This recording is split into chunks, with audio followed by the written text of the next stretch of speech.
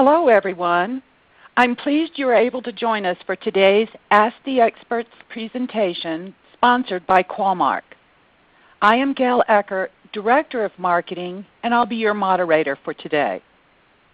Qualmark Center of Excellence is hosting today's presentation, Are Your Medical Devices Ready for IEC 60601? At this time, I would like to introduce Neil Dortenbaugh, Senior Application Engineers from our Center of Excellence. Welcome, Neil. Thank you very much, Gail. I'm pleased to be able to introduce John Hansen to everyone there. John is the owner and Chief Technical Officer of Tushar Mountain Technical Associates, TMTA. They're a risk and management reliability consulting group that's located in Bountiful, Utah. They provide consulting services that include all aspects of reliability engineering as well as risk management services, including compliance with the ISO standards 14971 and the topic of the hour, IEC 60601-1, 3rd edition. Mr. Hansen has his electrical engineering degree from Utah State University, minored in mathematical modeling and statistics. We're very happy to have him with us today. It's always good. The purpose of the Ask the Experts is to bring you people in the industry that have had their hands on this technology, and Mr. Hansen certainly has. His expertise includes work in the medical device industry, aerospace, energy, and defense across the full range of disciplines that are necessary to establish a reliability program. He's helped many companies develop and implement cost-effective and compliant risk management, reliability, and system safety programs and processes. Recently, he's presented several papers over the years on various topics in the reliability disciplines.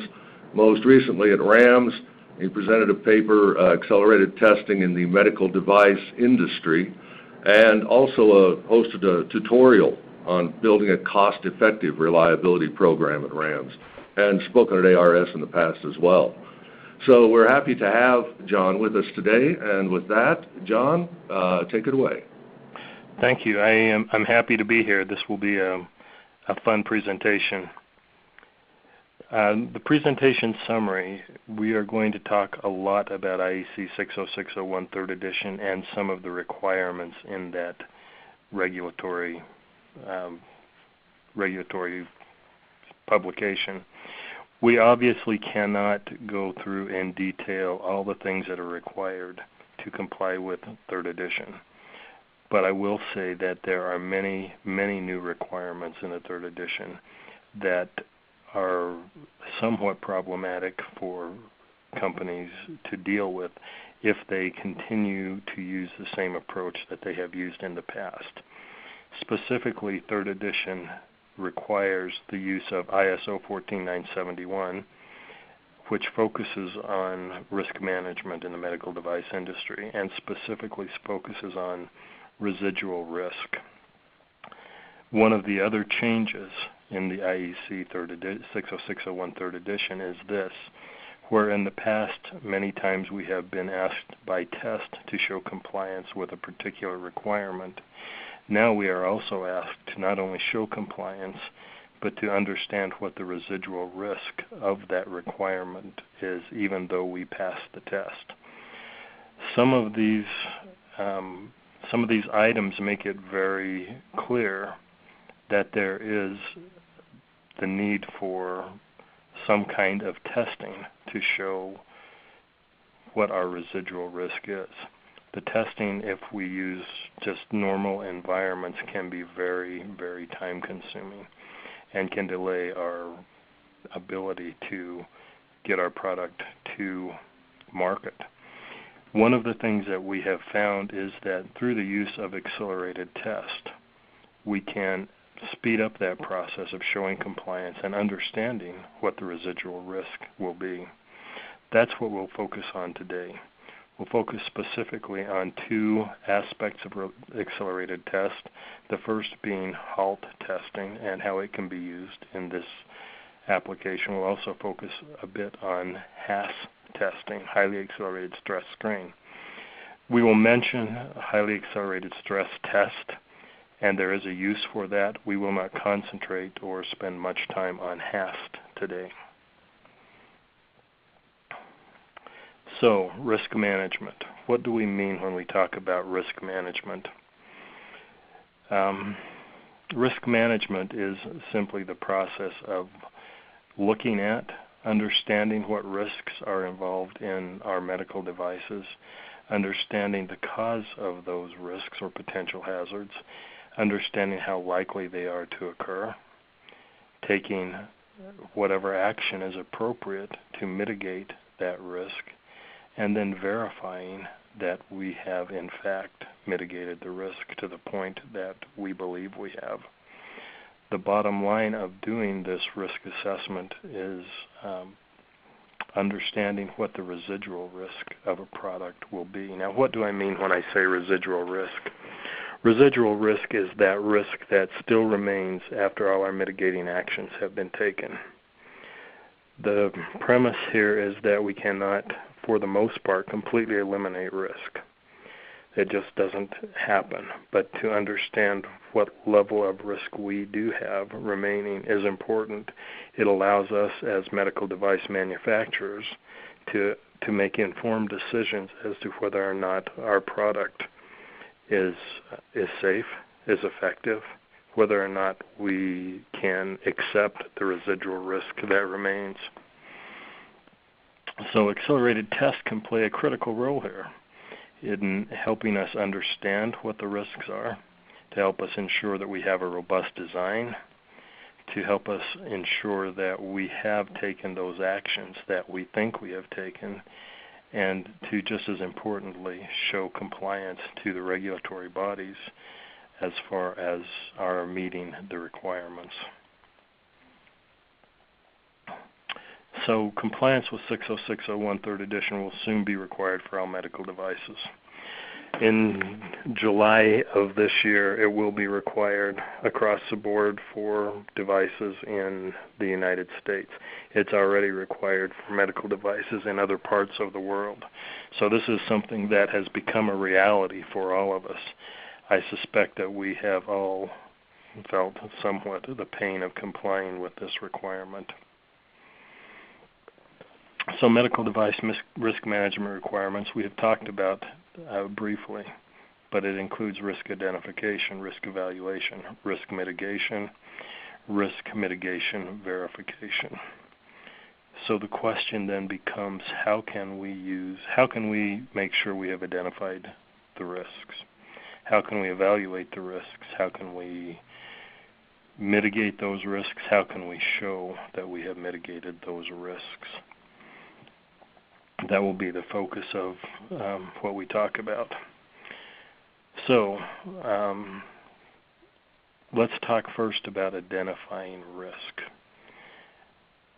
That is a multifaceted task and one that's not easily accomplished. For the most part, we know our devices and we know what can go wrong. We can have field information that helps us understand what has gone wrong in the past. We can take a retrospective look at where we have been. However, the requirements of our risk management the requirements of our risk management program are this. We not only need to take action once something has happened, but we need to be able to prevent those things from happening.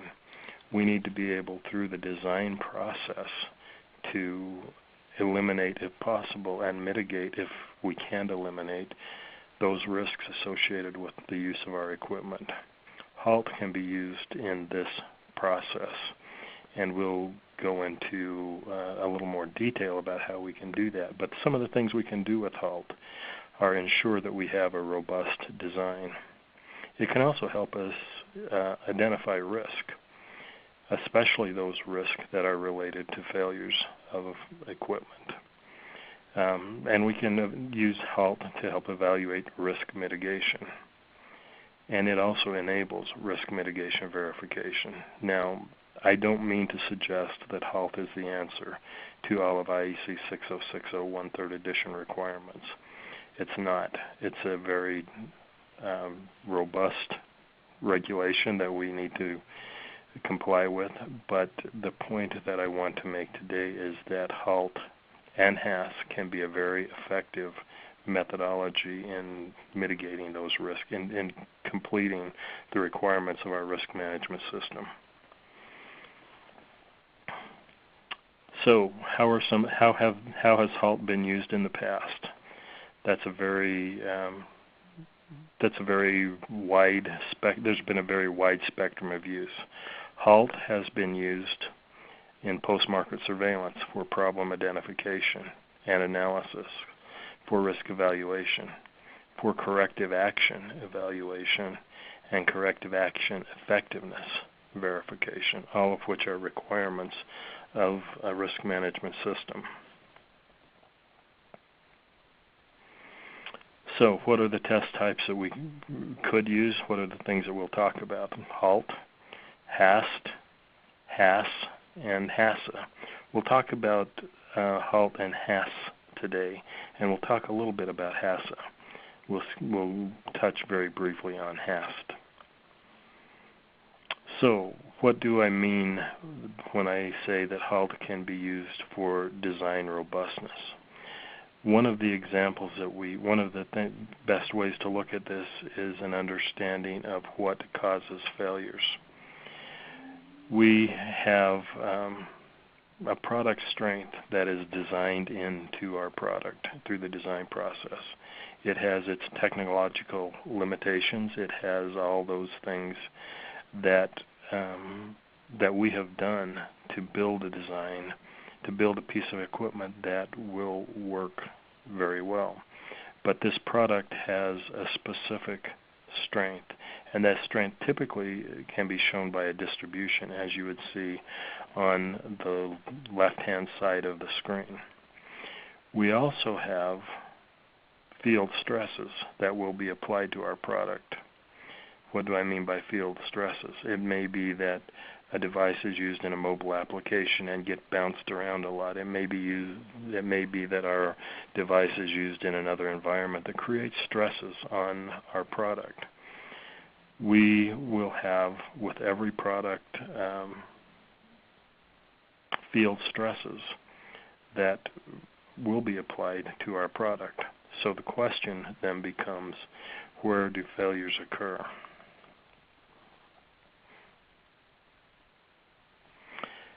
So, where do failures occur? Failures occur when our field stress and our product strength distributions overlap. You can see here the gray area, that where the distributions overlap. You can see that there is, in this particular example, this area, which in fact will be the place where our failures occur. These failures may very well be the cause of risk that can be detrimental to our patients. In fact, when a product ages, this product strength curve typically moves. The device degrades as it ages, and this area of where failures can occur becomes bigger. So a correct application of the HALT process will help us eliminate this particular concern. Let me show you what I mean. Using the HALT techniques, we can in fact move this distribution curve away from the problem area, away from the field stress distribution. How do we do that? We do that by finding those areas of weakness, by testing until we have a failure, understanding what that failure was, correcting that failure, creating a more robust design. And by doing that, we effectively increase the product strength.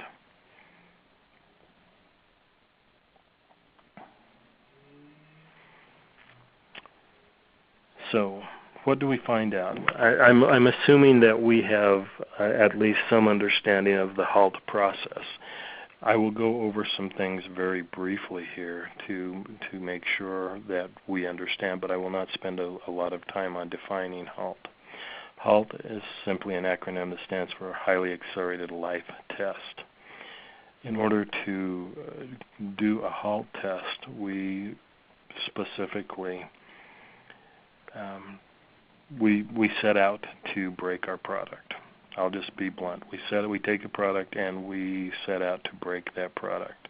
We apply increasing levels of stress until we find the point in time, the point in stress where that product will fail. A failure is a good thing. HALT is not a test it's not in and of itself a verification test. It's a test of discovery, a test to find the weaknesses in our design. So when we find those weaknesses, we then decide through failure analysis what caused the failure. Once we are armed with that knowledge of what caused the failure, we can then make an informed decision as to whether or not that failure is important and needs to be corrected. The bottom line, at the end of the day with this process, what we have done is we have found all those weak links in the chain of our product that are important. We have designed them out of the product. We have in fact moved the separation between the product strength and the field stress to the point where we no longer have an interlap, where we no longer have an area that interlaps. So what does that do? That makes us have some confidence that we have a robust product that isn't going to fail during its lifetime. We can use this, as a matter of fact, to show compliance with some of the requirements of ISO or IEC 60601 and ISO 14971. So this slide that we're looking at right now basically shows what we were talking about. When we look at the stress levels, we can understand what our operating margins are, and we can also understand what our destruct margins are. Now, what do I mean by operating margins? We know, well, let's talk about what I will call soft failures. So the operating margin is that area where we can operate without having a failure, without having an operational failure. They are typically recoverable failure modes. These will typically be what we set up as specifications for the device. This is the area where we know that we can operate without failure, without an operational failure. The destruct margin tends to be a little wider. The destruct margin shows those non-recoverable failures. So for example, if we apply a stress that permanently breaks our device, that we have found the upper destruct limit or the lower destruct limit.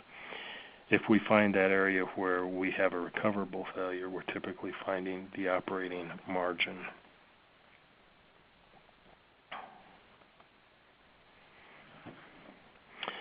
So now I did say that we would talk a little bit about HASS. HASS is a highly accelerated stress screen.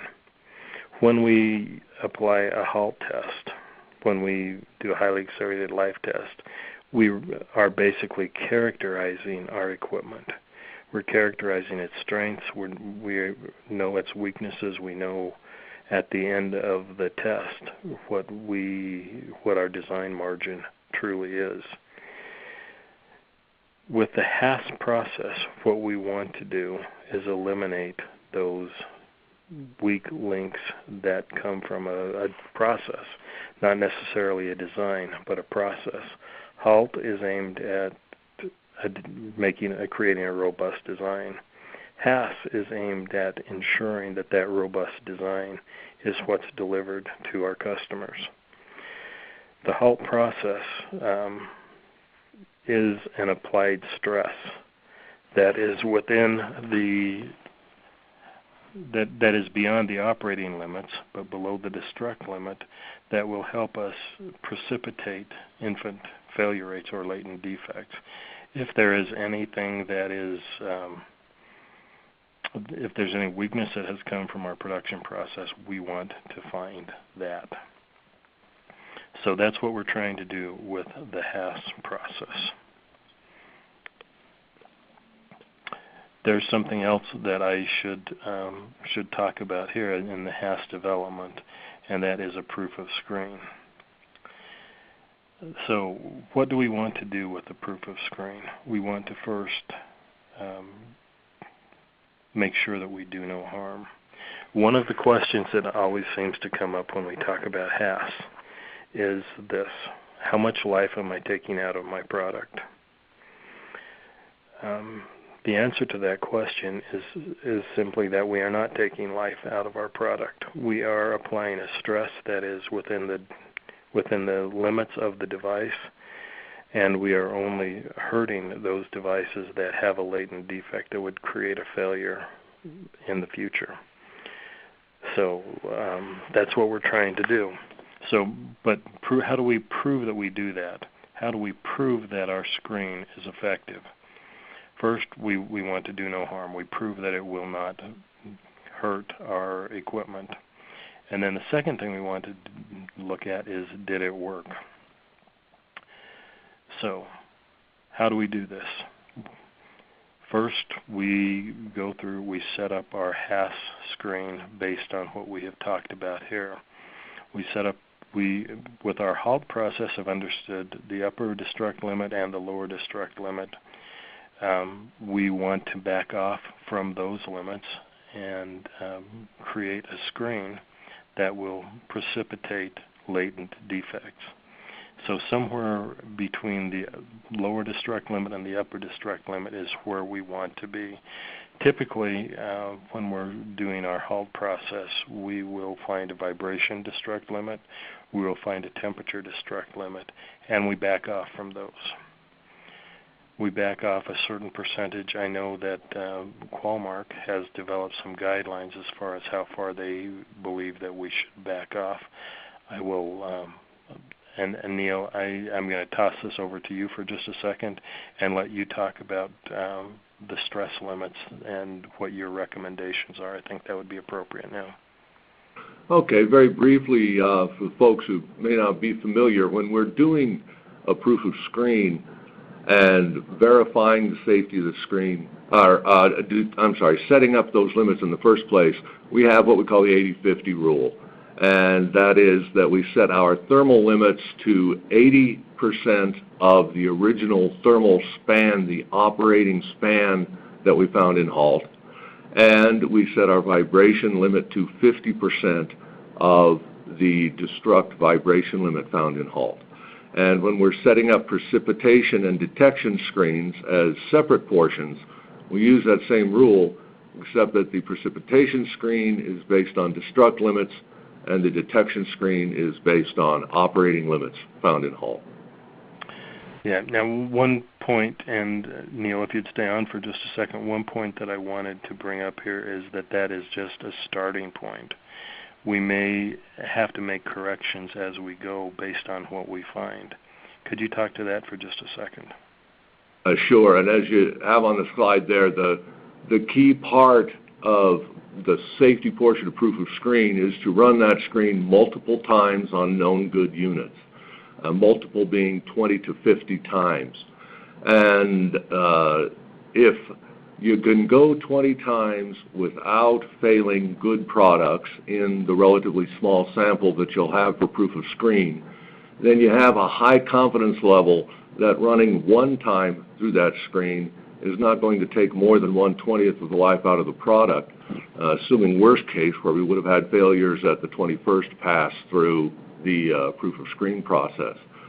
So the multiple times through the screen is what gives you the guarantee that you're not removing excessive life from the product with a screen that's too aggressive. And that is important to do.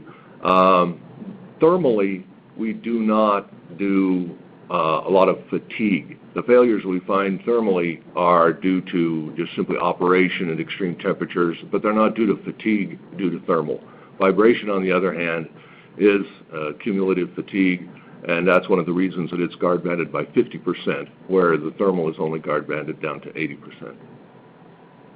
Now, you said something very important here, and that is that this is done on known good devices.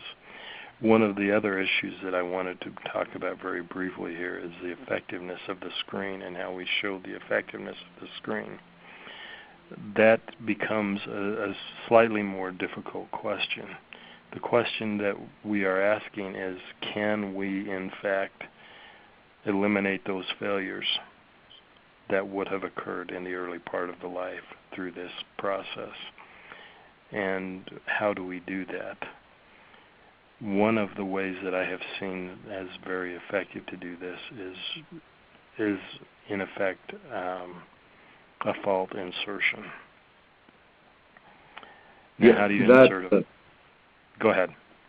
Yeah, that is indeed one of the trickier parts, and trying to create a product that will pass all your tests but that you expect to fail in HASS can be difficult.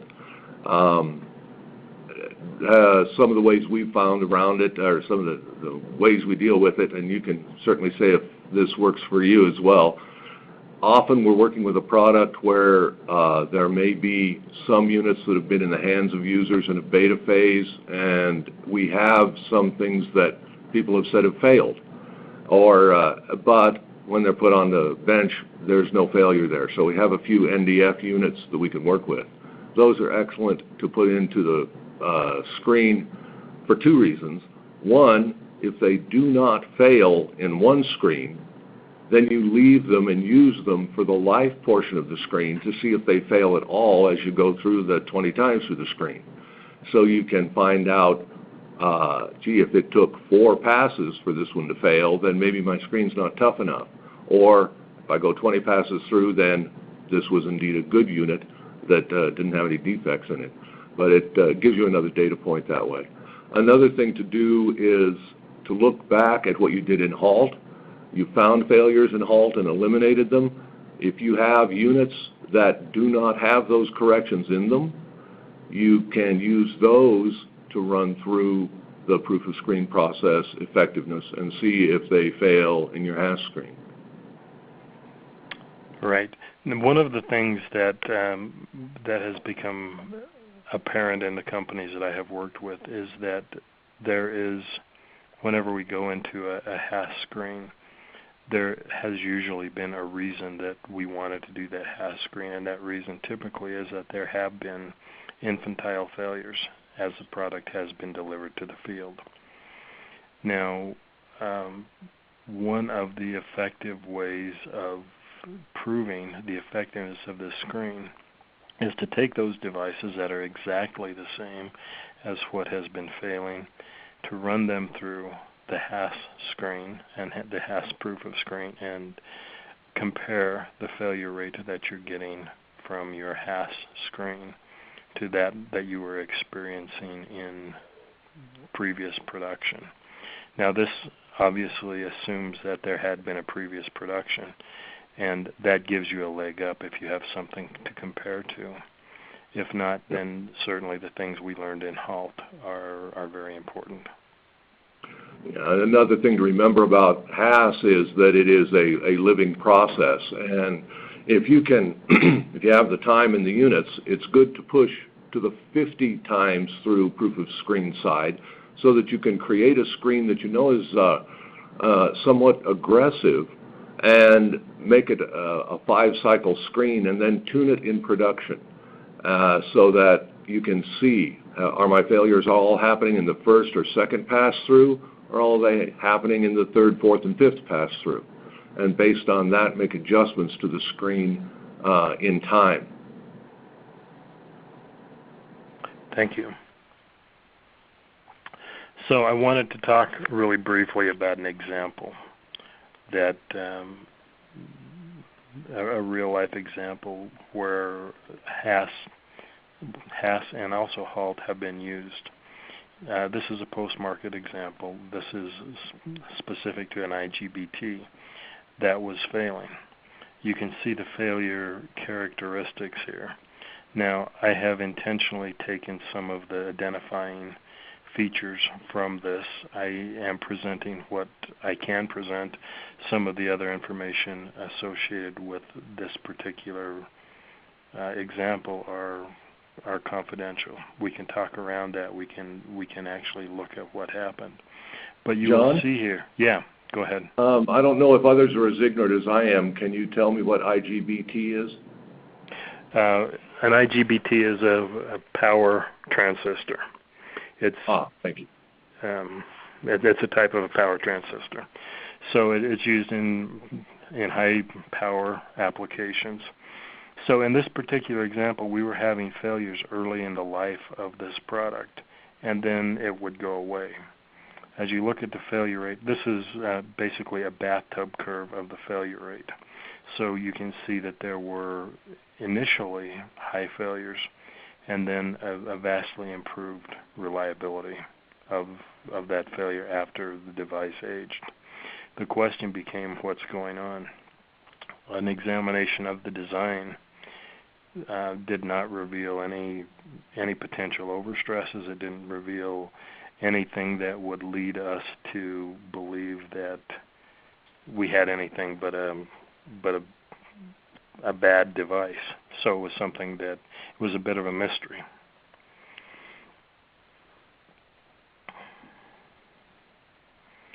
So as we looked at and tried to evaluate this failure, we did some halt testing, and we found no failures during vibration.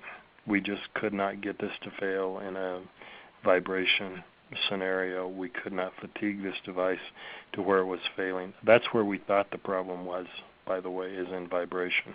It turned out not to be the case. We also, as we did testing, could find no problems during low temperature testing. Another time where we thought that it was likely that we would have problems.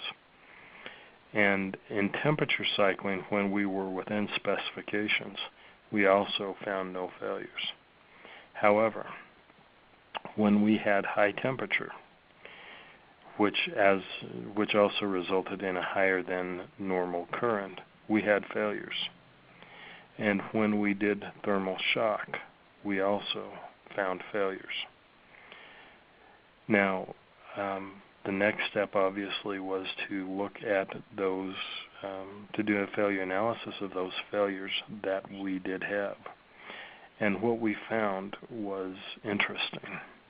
We found that during high temperature, we found evidence that a high current event was killing the IGBTs, that the current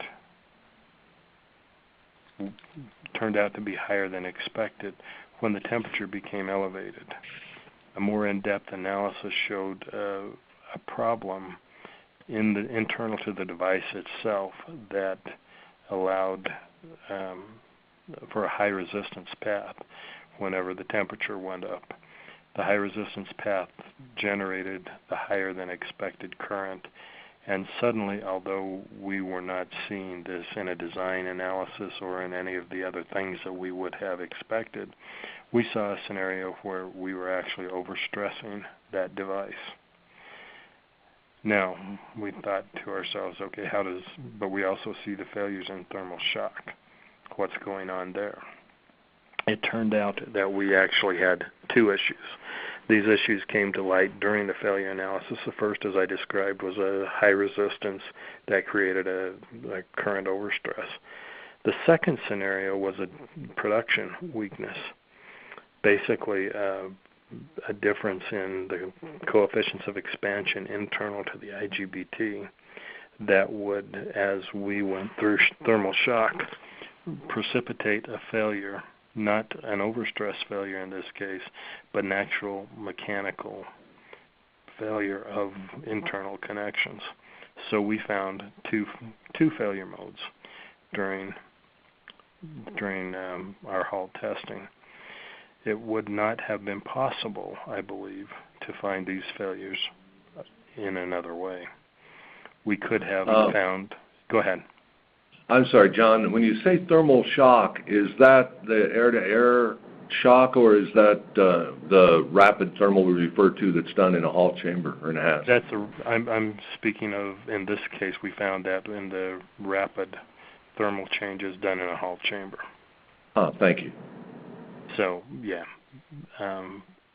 So by doing that, we created the situation where a bad part could be found and eliminated.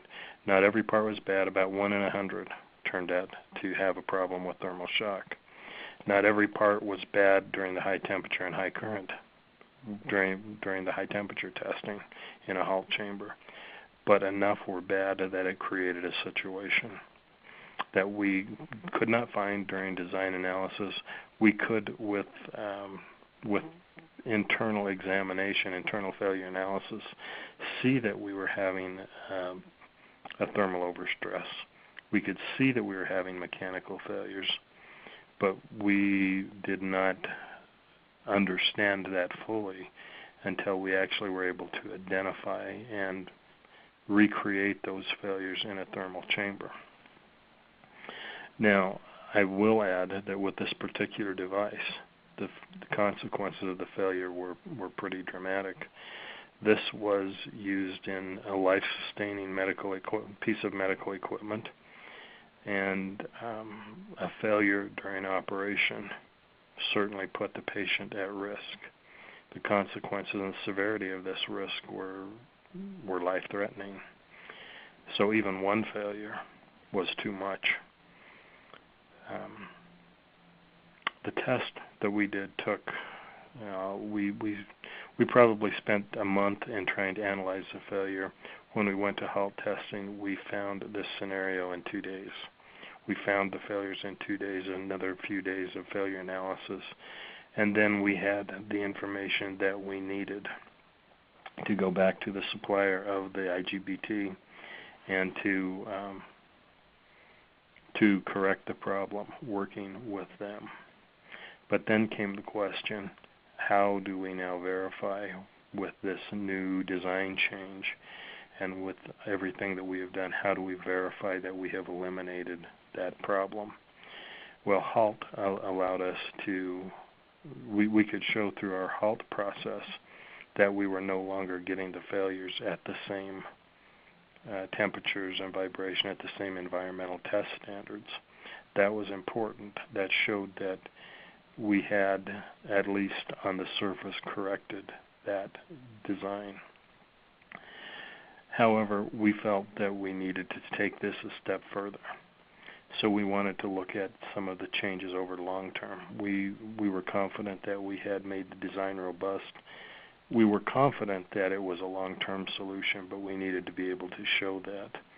In this case, we used a HASS test, a highly accelerated stress test, which includes temperature, vibration, humidity, all the typical things that you would find in a HASS test. We used that to be able to show over a longer period of time, also at accelerated stress levels, that we were not degrading that part as time went on.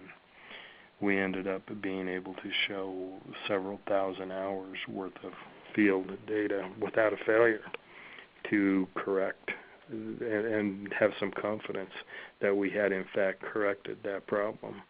Now, this became important from a regulatory scenario as well. Because of the seriousness of this device, it did create a recall situation. As part of that recall situation, we had an obligation to ourselves as well as to our regulatory agencies to verify the completeness of the fix, which we were able to do, and able to do in a satisfactory manner. But we didn't stop there. Because of the problem that we had had, and because of the severity of that problem, we felt that it was important to have a HASS screen in place. So we put in place a HASS screen to find any problems that we might have. So we were able to, using that process, initially find a few additional problems, a few things that weren't quite as we had hoped they would be. We were able to feed that information back to our supplier so they could correct the problem. More importantly, we were able to be sure that we were no longer shipping product that had a defective IGBT to the field. We were able to show that, we were able to eliminate that. So the bottom line for us became that we were able to deliver a good product, fix our process so we would no longer have the internal feedback, internal fallout. And after about a year, when we were no longer having failures, we were able to move to what I will call an audit process, where not everything went through the 100% screen, but where a small portion went through a screen to allow us to have confidence that we did not have any process-related problems creeping back into our product. So, John, I've got a quick question for you. Yeah. I don't know if it's something you can remember off the top of your head. When you set up the screen for that medical device, I assume that the temperature stresses were outside of the specified operating limits. Is that correct? They were outside the specified operating limits, not far outside the specified operating limits initially. They were about 10 degrees outside the specification limits. Vibration was further outside of the specification limits. And what was the duration of vibration for a screen? Do you remember? I don't remember specifically what the vibration duration for the screen was. It was in the range of 45 minutes at temperature. Oh, okay. Thank you. At each temperature extreme. Now, I've gone back to this slide where the initial problem occurred. I want to talk a little bit about the consequences of what this initial failure rate, this infantile failure rate, were to this company. Financially, this failure rate cost the company about just under $1 million in warranty costs. It cost the company several $1 million in recall costs, and it's impossible to calculate the lost goodwill that this situation created. Now, after we had taken corrective action, after we had understood the problem and taken corrective action and implemented a HACCP screen, our failure rate, which in the best case was here, dropped to a level about here. But more importantly, this whole infantile curve that you see was eliminated. We had a random failure rate, very low random failure rate that continued throughout the life of that product. It's hard to calculate the exact savings or the return on investment that we had from that HALT and HACCP testing. We can calculate the cost of having the failure. That was easy.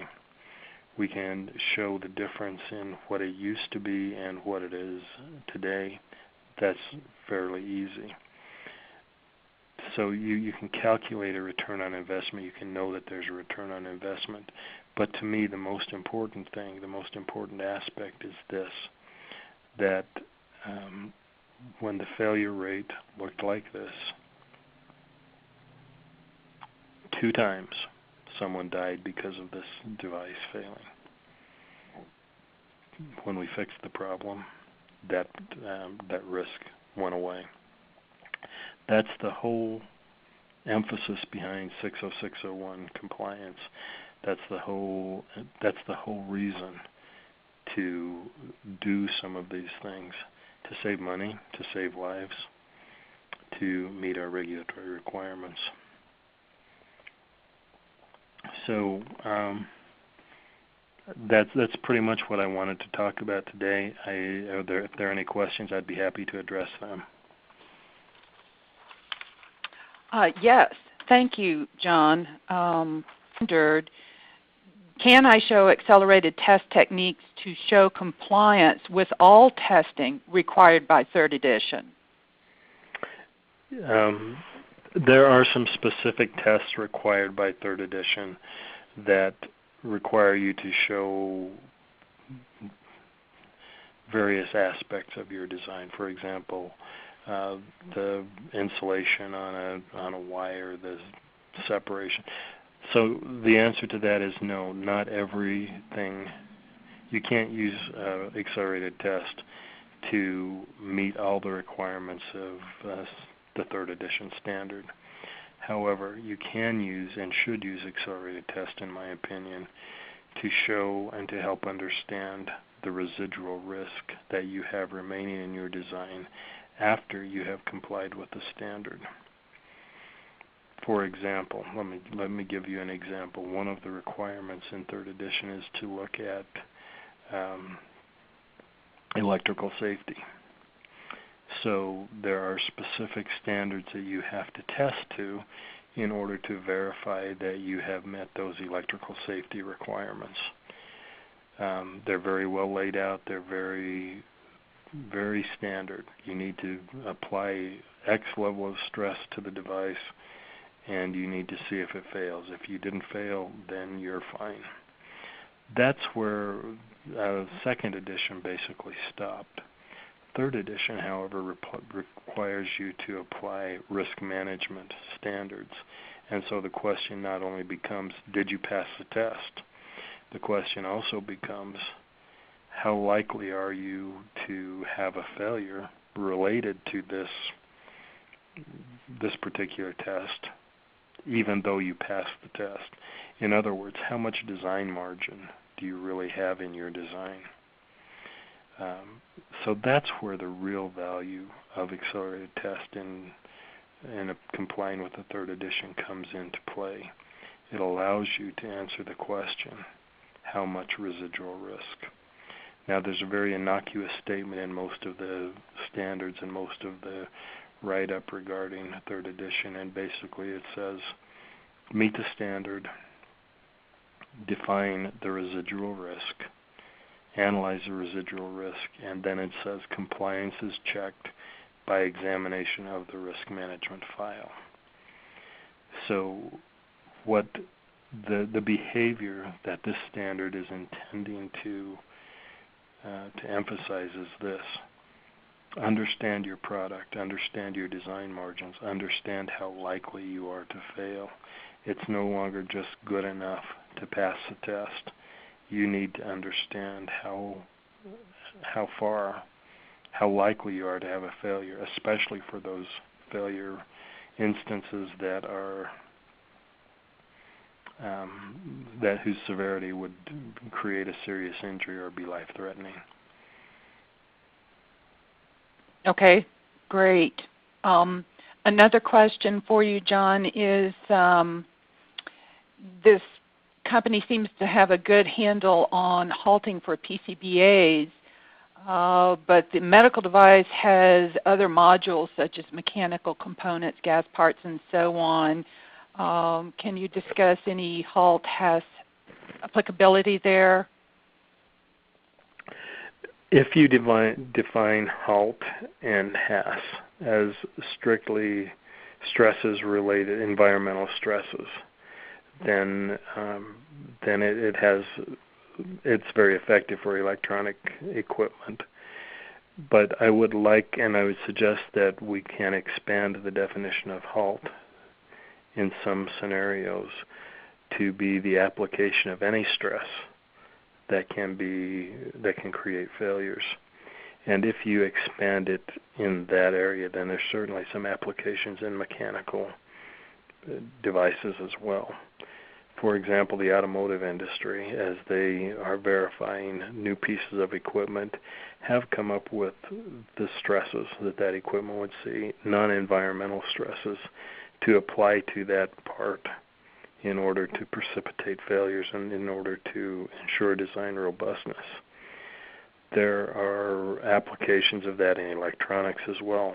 some of the stresses that can be applied are voltage stresses, current stresses that would go beyond your typical use application. They tend to go beyond just the type of test you would do in an environmental test chamber. Okay, great. Thank you. So here we have someone struggling how do they help their management understand the benefits of accelerated testing for compliance for 3rd edition? That's actually one of the very hardest things that there can be. There's an investment in going to the HALT and HAS process. And one of the effective ways that I have seen that happen is using examples from industry. You may not have your own examples if you haven't already done HALT or HAS testing, but you need to get your foot in the door some way. There are many articles that have been published regarding the effectiveness of the HALT process, the effectiveness of the HAS process. There have also been a lot of articles written on return of investment. So those are some important things that need to be done.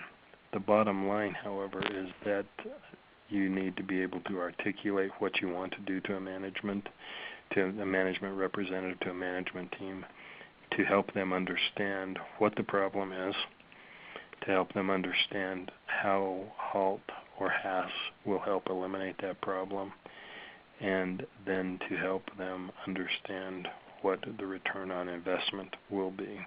In medical devices, there's actually some other things that can be very useful in helping management see the benefit of HALT and HAS. And in my opinion, some of those things are specifically human safety. Our devices, when we create a medical device, our intention is to provide a benefit to the patient that will be a significant benefit, and to make sure that that benefit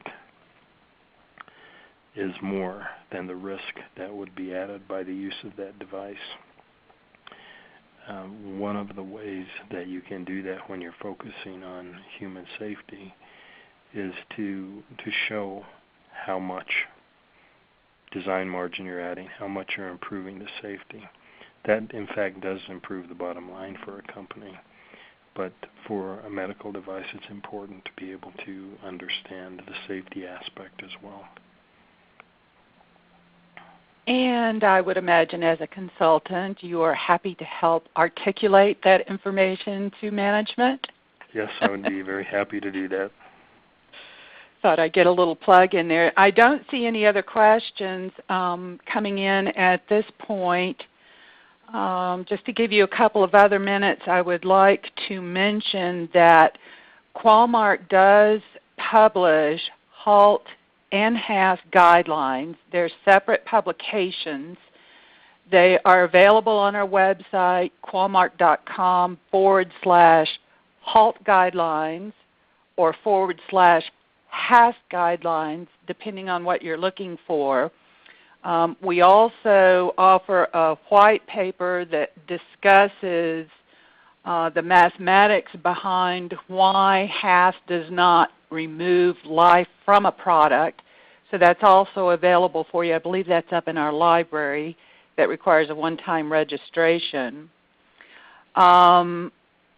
If you're just in the considering stage for HALT or HAS, you'll probably want to contact our Center of Excellence and discuss our proof of concept program. It helps you interpret the data that you're getting back and have an understanding about your product, where its weak links are and how it can be improved.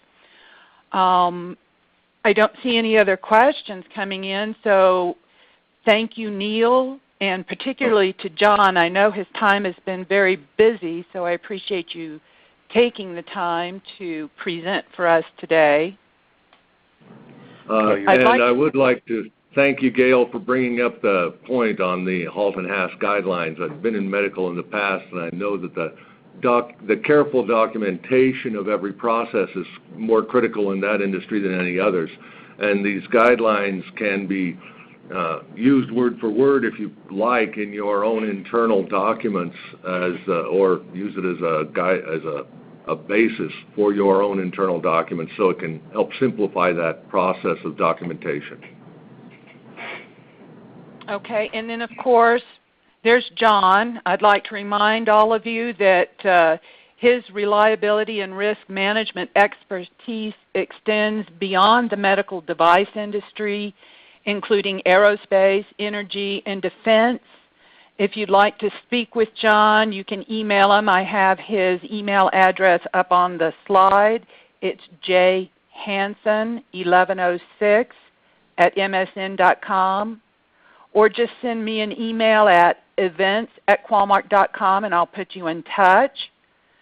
I invite you to keep your eye out on Qualmark's homepage spotlight section for the announcement of the next webinar. And while you're on the site, take some time to explore around. We do have a library that has some good information in there. We have some good general pages on what is HALT, what is HAAS, how is it applicable to various industries. We also have success stories if that helps you in developing your materials that you want to present to management. You can find lots of information on the site, so take time to explore it.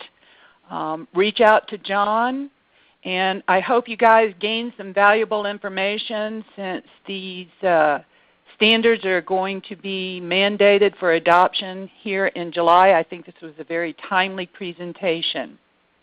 So again, thank you everyone for joining us today, and we'll probably see you again towards the end of next month.